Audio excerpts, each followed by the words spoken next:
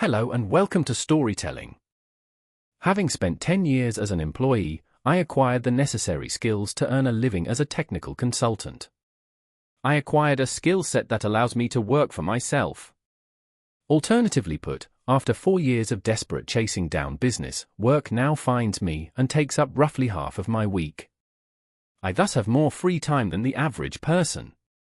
During my free time, I enjoy going to flea markets and antique stores, finding good deals, and selling them to dealers and on eBay. Within the industry, I go by the name Picker. Among the many specialized collectibles I enjoy are antique weapons of all kinds.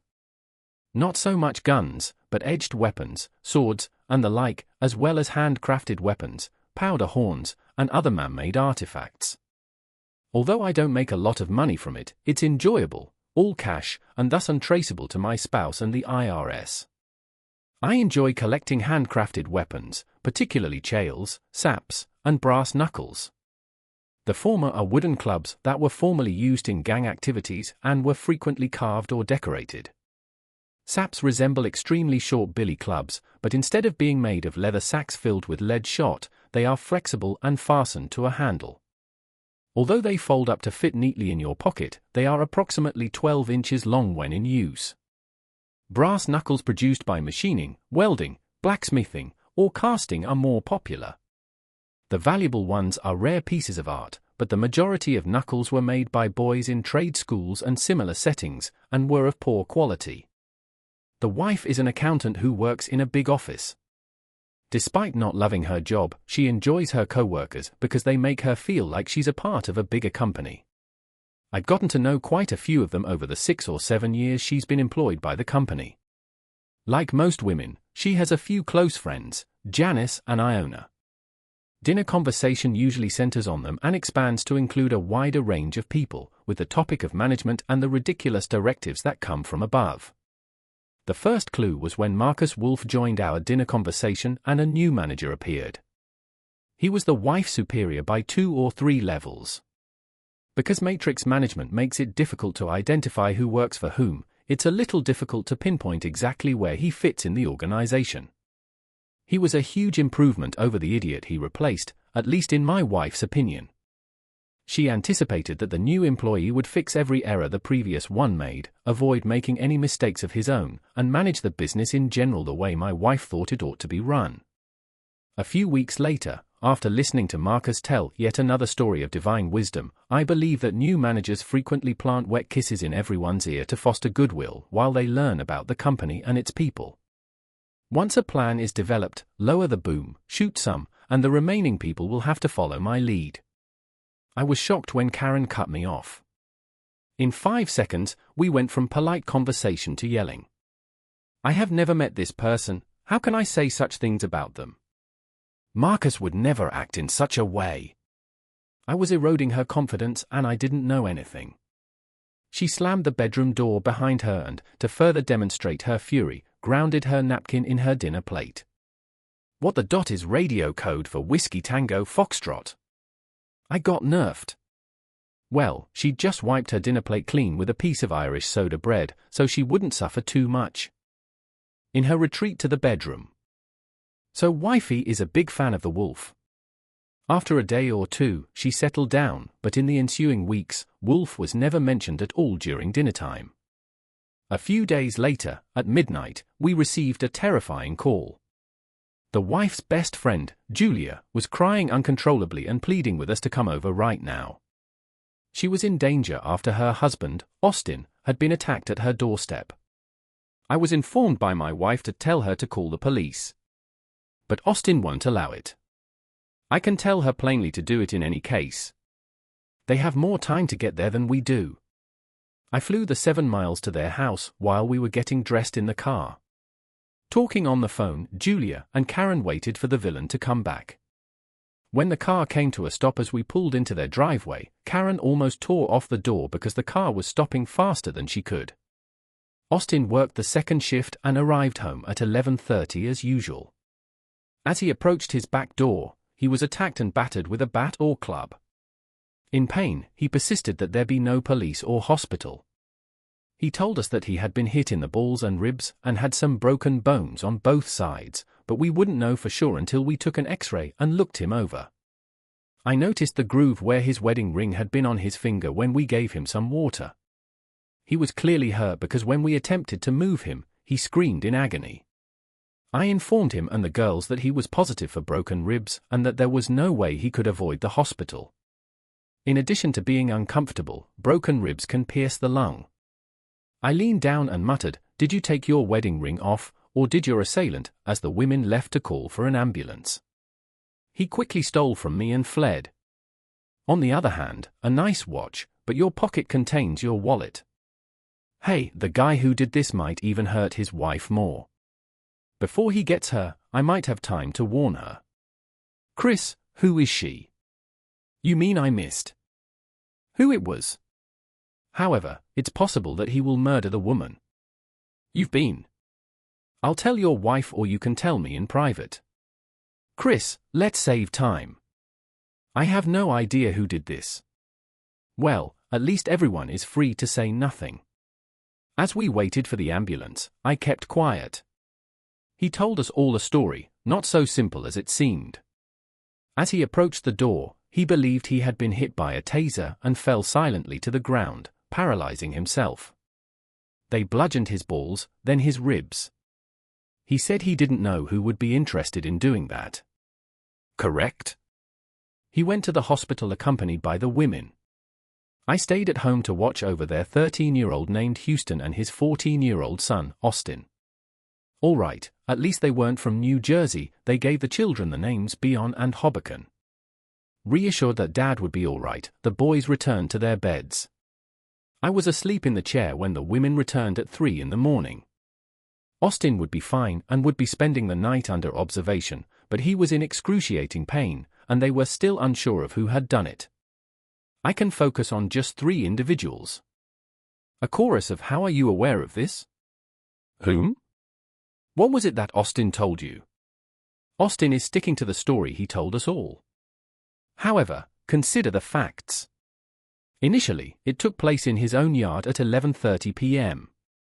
This area has 0 crime, so it wasn't coincidental.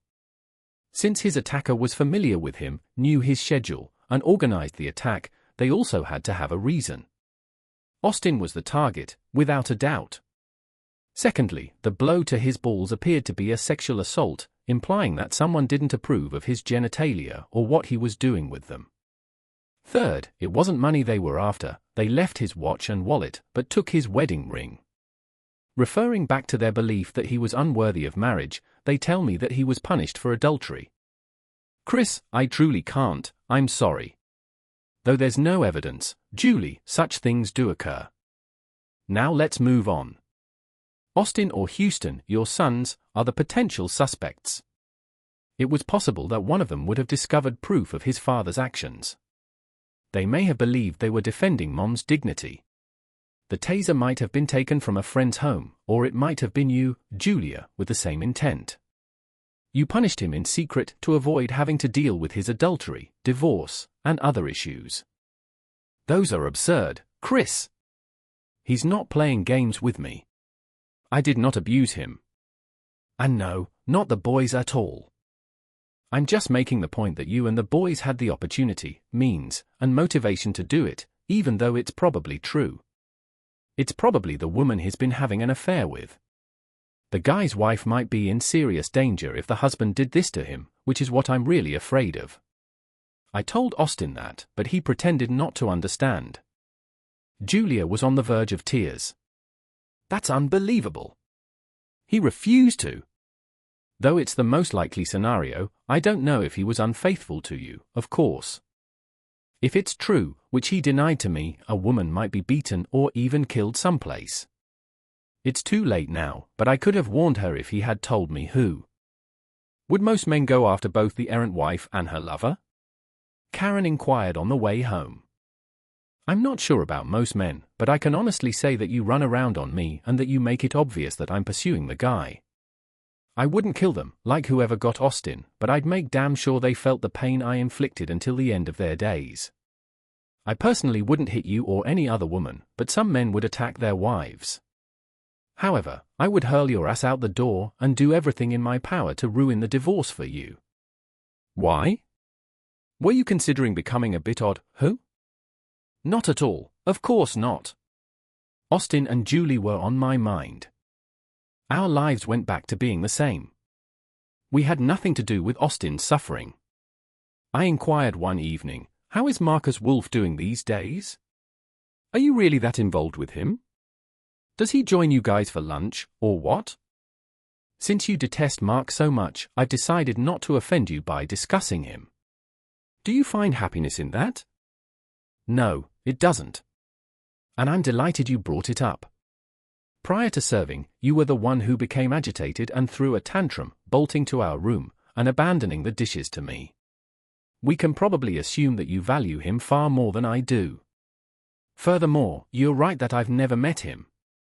Second, from what I remember of our conversation a few weeks ago, I made no accusations against Marcus. I was talking about my own encounters with recently hired managers. Here, I'm most worried about your attitude. You seem to have a reason for wanting to keep your relationship with Marcus a secret, as evidenced by your refusal to tell me about what you two get up to. Naturally, my intention is to use the word in its benign sense. I am not Jesus. You're very bold to accuse me of that. Intercourse in the sense of a legitimate business conversation. I acknowledge that I use the word provocatively. Trust is the foundation of a marriage. I expect the same things of you that I demand of myself. You have access to my phone records and know my passwords. I don't keep any secrets. Since I am not hiding anything, I am where I said I would be, doing what I said I would be doing, with whoever I said I was with, and always reachable by phone. The same is expected of you. Look, Chris, there you go once more. You're calling me out for cheating now. If you continue in this manner, it might actually happen. I promise that this is not how you will treat me. Karen, get down from your high horse and let's have a straight talk. I never said or implied that you were being unfaithful. I'm trying to say that we need to be honest with one another.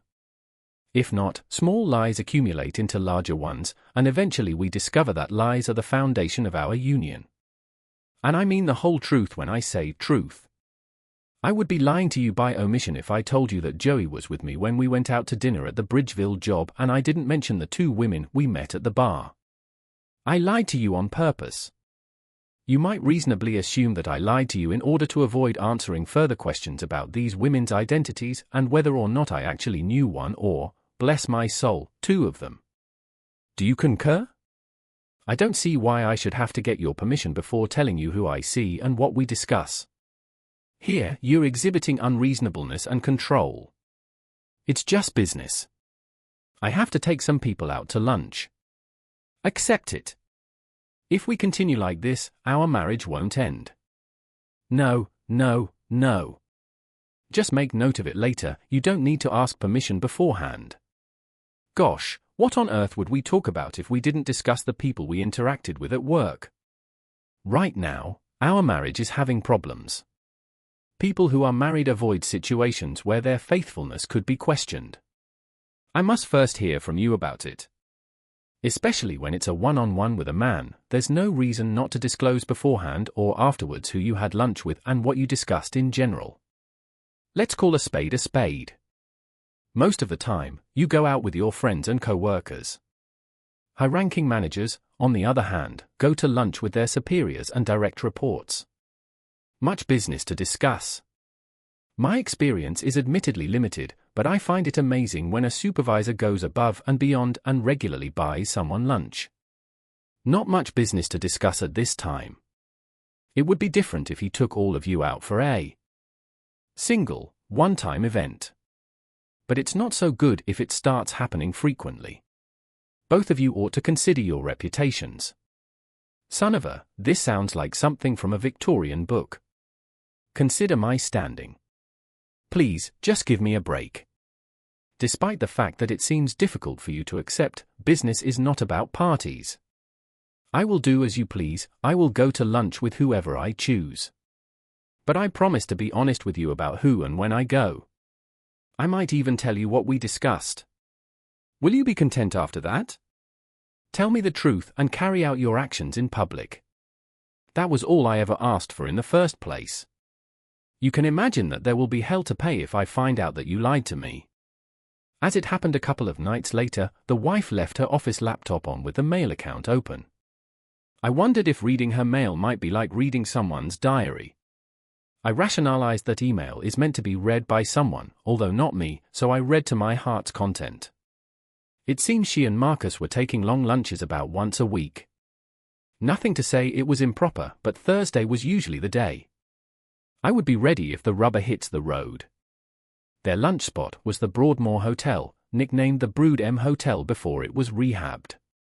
Like the proverbial lurking husband, I was in the lobby, wearing a fake beard, a black suit my dad gave me, muted THA, and had now, don't laugh, added some tapered strips of black plastic to my eyeglass frames to make them look different. I also wore a fedora I bought at a junk store.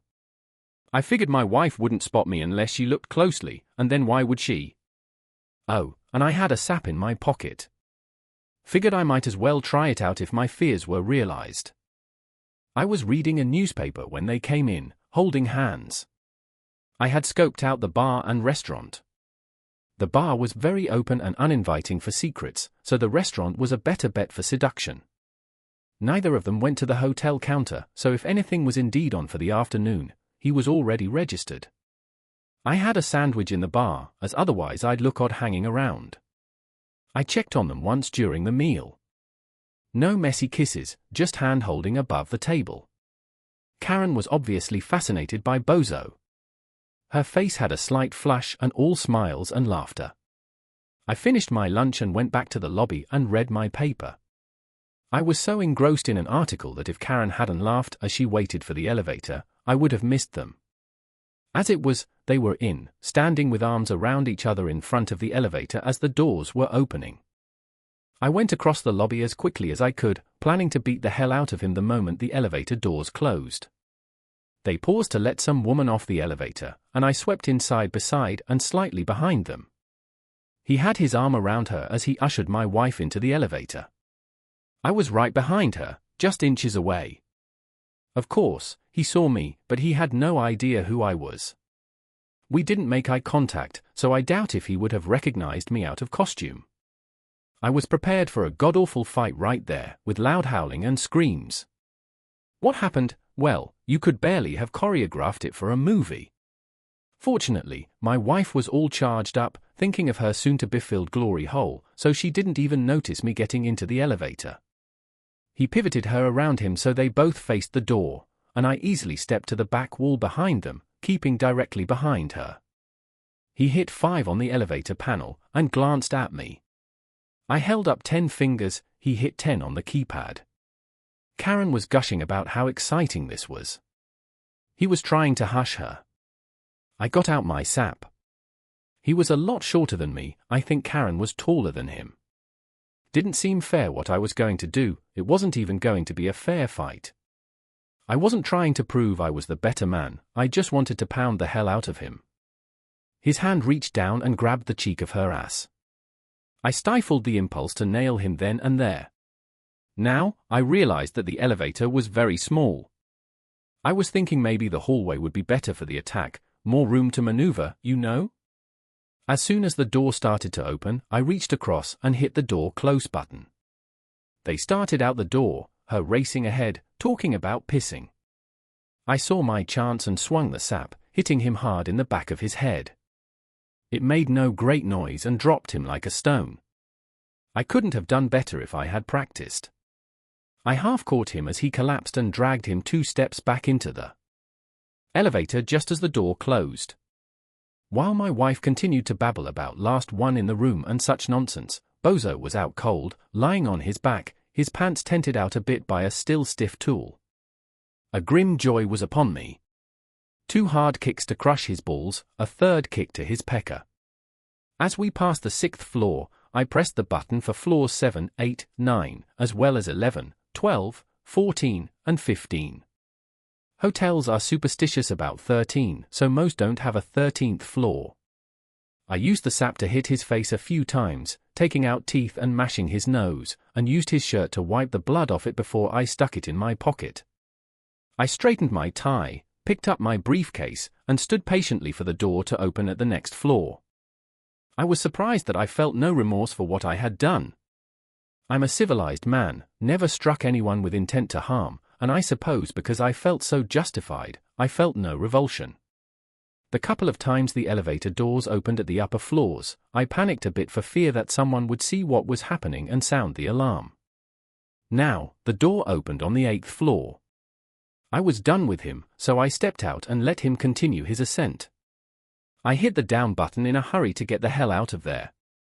I would have done what I did even if my arrest was certain, but I had no intention of becoming a martyr. I was beset by tremors, shivering with adrenaline every 15 to 20 seconds, and the hardest thing was to wait outwardly calm for the elevator. The other elevator stopped for me as the floor indicator showed Wolf was at the 12th floor and rising. I stepped in and glided non-stop to the lobby. It was at this point that I realized I just might get away with this. Looking at the floor indicator as I walked out, Wolf was coming down, passing the 11th floor. I didn't look back again as I walked through the bar and out the side door of the hotel.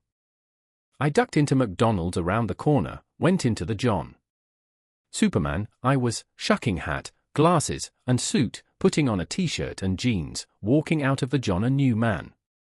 A quick walk 3 blocks to my car, and I drove home. I pried my beard off in the car and threw it away. After all, I committed a crime. I was sorely tempted to cut and run, pack a couple of suitcases and a big trash bag with my winter clothing, put them in my car, and leave. Oddly, I hadn't really planned for the aftermath, other than her pleading for me to stay. Driving along, I thought about it and realized that I had really done nothing wrong. Beating the hell out of Wolf was only simple justice. Why should I be the one to further disrupt my life, to move out, find a new place to live? Besides, her mom lived across town, so it would be no great inconvenience for her to go there. So, to help her when I got home, I packed her into 2 suitcases with 3 trash bags for the bulky stuff, put them in the hall, and ordered pizza delivered. I cancelled credit cards, using what little savings we had to pay them off. I opened a very good bottle of wine Karen had been saving for 2 years, waiting for a special occasion, which this certainly was. I had 3 glasses of it and felt much better. In fact, I was looking forward to the coming set too. Karen's story, Jonathan was in many ways an excellent dalliance for her. He lived in Pittsburgh, so he wasn't around much and wouldn't become a bother. Plus, he was a marketing consultant for her company, so they could talk and email without danger of her husband intercepting their communications. They were in phone contact daily anyway, and every couple of weeks or so, he came to their office for a day or 2. He was slightly shorter than her, but very solidly built, with a sparkling laugh. He had that fresh scrubbed look, groomed impeccably, a bit of a head-turner he was. They had been flirting harmlessly for weeks and were in her cubicle, analyzing a proposal her department made for business that was awarded to others. He was leaning over her shoulder as she was paging through the proposal on her computer, realizing with embarrassment of just how bad, in the light of her new training, the thing was. She was wearing a blouse that was a bit low-cut for office wear, so when she glanced up, she saw he was staring at her tits and seeing more than she intended to display. "You nasty man, stop that," she kept her voice down. He leaned down, his lips brushing her ear, making her shiver as he whispered, "Undo one more button for me." She paused, clutching her blouse to her breastbone. This was past flirting, no, not flirting at all. She knew what would happen if she did this. "Please," he added. She released her clutched blouse, made her decision, and with awkward fingertips, undid one button. Green light meant go. He leaned over her, pointed to one corner of the computer screen, and said, "Show me what's down there." As she moved the mouse down there, he placed his other hand on her collarbone and slid it down. His hand continued marauding as it shed her modesty. "By any chance, do you think you'll find a hard copy of this presentation in the file room?" Her voice shook a little. "There's probably one. It'll take a while to find it, but you can help me look." She wobbled a bit, with flushed face, on the way to the file room. They locked the door. "Hope you're ready, Karen, because we don't have much time." "Jesus, I'm ready." She clutched him with an open-mouthed kiss. He returned it, but it was not what he wanted just at that moment. He turned her around, bent her over a chair, reached under her skirt, and pulled her granny panties to the floor. It was speed. They grabbed a proposal at random and went back into the main office. Karen darted to the John for a better cleanup. Still exciting, though it was, effing in the office was dangerously on his next trip.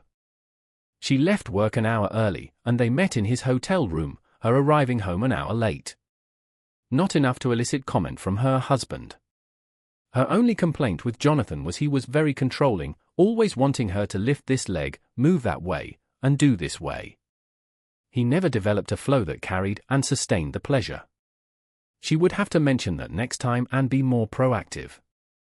Karen thought sex with Jonathan was the most exciting thing that had happened to her in as long as she could remember, even better than her trip to Disney World when she was 10. She had been anticipating this coming trip like a child did summer vacation. 2 weeks later, she was disappointed, thinking she wouldn't get a chance to be alone with Jonathan this week because they were taking her mother out for her birthday that night, and Marcus scheduled a lunch meeting with her and another person at the Broadmoor Hotel the next day. Oh joy, when at the last minute, Marcus had to meet with clients in Baltimore and had postponed the lunch. Jonathan was going back home that evening and checked out of his hotel, so she had the bright idea of going halves and renting a hotel room that afternoon. So, she found herself happily sitting in the dining room of the Broadmoor Hotel, gazing with besotted eyes at Jonathan. She was flushed with excitement, teased with excitement, squeezing her thighs together and wiggling around in her seat with embarrassment. She remembered her mom wisecracking that such behavior was called twitchy. Everything Jonathan was saying seemed erotically charged to her, although if someone else were to overhear it, it would be rather vacuous banter, as neither of them was quick-witted. Her hands were sweaty, and she kept sipping ice water so the cold glass would cool them and he wouldn't think them clammy. Not that he would have cared, he wasn't much focused on her hands, frankly. Lunch couldn't be over soon enough for either of them. After being so good all her life, always staying on the yellow brick road and never going into the dark woods, she felt so bad doing this, and it felt so good. It was funny that, like Little Red Riding Hood's mother, her husband was afraid of a wolf, too. She giggled out loud because she had never thought of it before, but it was too funny. Jonathan's last name was Lamb. What's so funny, Karen? Surely it wasn't the Flyers game last night, which was what he had been blathering about. The waiter gave them the check. Jonathan signed it. Oh, my husband thinks Marcus Wolf is trying to or already is sleeping with me, and of course he isn't, never even hinted he was interested. So, my husband's afraid of the wolf when it's a lamb that's after his hen. They both started laughing, that morphed into loud belly laugh hysterics, with tears running down, drawing unwanted attention to themselves. All that ice water had filled Karen's bladder, and she laughed to the point just short of peeing herself. As they left the restaurant, they were walking into the elevator when Karen said, "Give me the key, I have to pee." They laughed again at the alliteration, and he gave her the key. She felt she looked sexy. She didn't have any really short skirts, so she had rolled the waistband of one of her shorter ones to show more leg. She hadn't done that since high school. They stumbled into the elevator, not really noticing they had company in there, but it didn't really matter. They weren't being lewd or anything. When the door opened onto the 5th floor, Karen rushed out, driven by lust and a full bladder, both powerful motivators. She didn't notice that when the elevator door shut, no one was with her in the hall or, moments later, in the room. Sitting on the toilet, peeing like a mare, she let away, oblivious to the lack of listeners. She patted herself dry with a toilet-choking W of paper and let her underpants slide off her feet onto the floor. No point putting them on only to take them off again. Wasn't that the truth? She giggled out loud, now aware of the silence. She came into the room, unbuttoning her blouse and called out, "Jonathan, where are you?" Clearly not in the room. She clutched her blouse closed, opened the door, and carefully peered around it, looking into the hall. He wasn't there either. She closed the door, wondering what had happened to him, and concluded he must have forgotten what room they were in. It made a lot of sense to think this, but then lust drives out reason. Since every time, resolute for the moment, she sat on the bed and waited, anxious to do something. She stood up, buttoned her blouse, and went into the hall, planning to go down to the lobby, figuring that if she had the key, he would have had to ask the desk what room. The end is near. She heard an elevator going down just before she hit the down button, so she just missed that one. She jabbed the button twice, as if that would speed things up. It seemed to take forever, but when the other elevator finally arrived, the door jerked open, and she screamed as Jonathan was sprawled on the floor. Loosely lying in a fetal position, a pool of blood forming from his broken nose and shattered mouth. She was horrified, panicked, hyperventilating. The door started to close on its own, which ended her paralysis. She jumped into the elevator to see what she could do, causing the doors to bang back open each time they hit her. She felt some relief when Jonathan moaned and moved a little. He was alive, at least for now. She jabbed the door close button and the lobby button compulsively, maddeningly. The damn elevator seemed so slow as it sunk to the lobby floor. When the doors opened, she screamed and hollered for help, and without waiting for help to arrive, she bent over, grabbed him under his arms, and gave a mighty tug, lifting what she could and dragging the rest of him, half out of the elevator. He screamed in agony as his broken ribs shifted, and she began shrieking in pain when her back went out, and her back muscle spasmed. She cried out in agony, dropping Jonathan, his head making a thud as it hit the tile floor. She steadied herself, clutching the arm of a chair, unable to straighten up at all. The elevator door was closing on Jonathan's waist, but he was unconscious. Their screams and yelling had gotten the attention they deserved as two maids from the laundry and the desk clerk came running. The door jam bell began ringing in the elevator, adding to the commotion. Seeing the queer hunchback woman shrieking over her bloody victim, they kept a safe distance and called the manager. While the elevator doors marked time, opening, closing, banging on Jonathan, bell ringing to call yet more attention if that was possible. Karen was hunched over, her upper body parallel to the floor, her head cranked sideways, looking up at everybody as she hollered incoherently about lambs and doctors and wolves and do something. The manager, who knew a nutter when he saw one, took one look and called the police and an ambulance, in that order. He sent the desk man to get the elevator key and the maid to keep the curiosity seekers at a distance. It had a calming effect when they locked the elevator, which stopped the door rattling and bell ringing.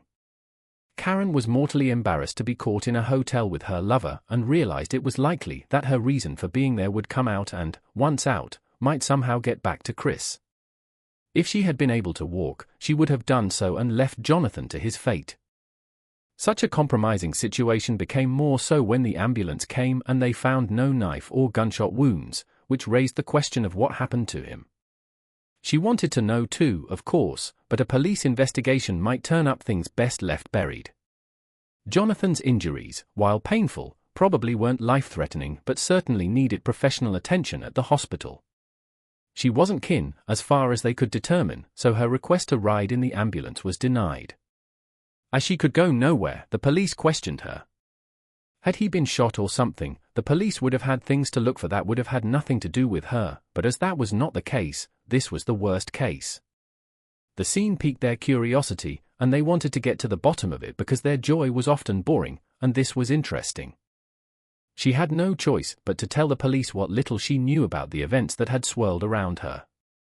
And, of course, she had to fess up to why she and Jonathan were there in the first place. The officer was very professional and quite neutral towards her, but she could see he had dropped noticeably in his respect for her. "Mrs. Ryan, do you have any idea who might have assaulted Mr. Lamb? Did you see anyone you recognized in the hotel?" "Well, no. I think I've seen the desk clerk before, but no one I know."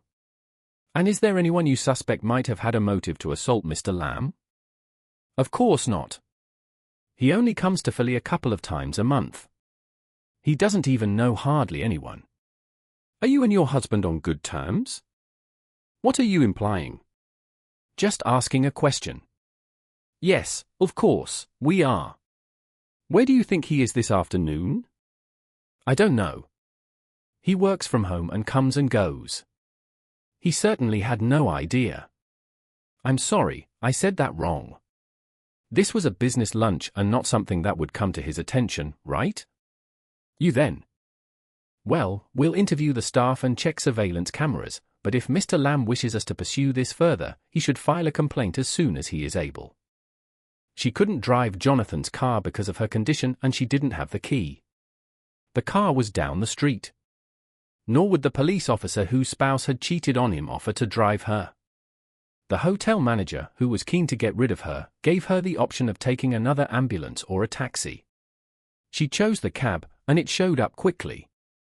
She hobbled painfully to the curb, still hunched over parallel to the ground, with the taxi driver holding one arm and the manager holding the other. She discovered she couldn't sit on the seat because her back was locked when she faced the open taxi door. All she could do was crawl in very slowly and crawl to the hospital on all fours. To get herself onto the seat using her hands and knees, she needed the men to lift one leg and then the other. The two men behind her had not focused on the task at hand, instead, they were staring at something. The jolts were excruciating when the driver eventually stopped, but the draft of air she felt on her ass was far worse.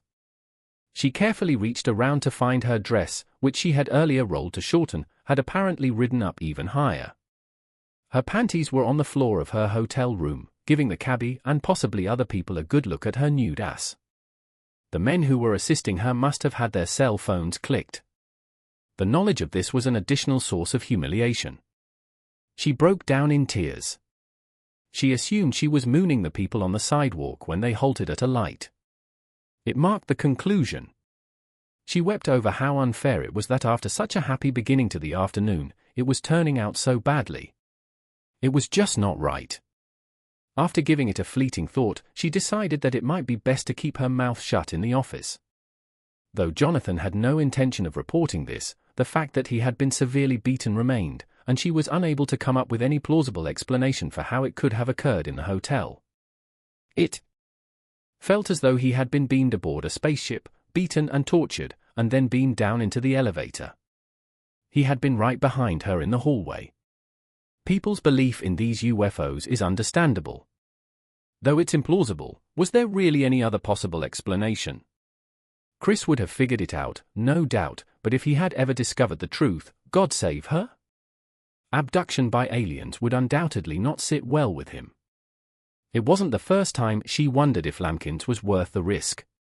She attempted to adjust her dress, but she had to use both hands to steady herself as the cab jolted. All right, well, what if more people saw her at this point? She was taken out of the taxi in the same manner that she had entered, and after being placed on the gurney on her side, a male nurse wrapped her in a sheet. On her lucky day, the hotel paid the taxi fare when she inquired about it in order to get her out of there. The nurse did not make any remarks about the rolled-up waistband or the absence of underwear when they undressed her for examination. Karen's dress was nothing special in the grand scheme of things they saw stuck in people's lower orifices late at night. The hospital prescribed several muscle relaxants, electrical stimulation for a period of time to tingle her back, and painkillers.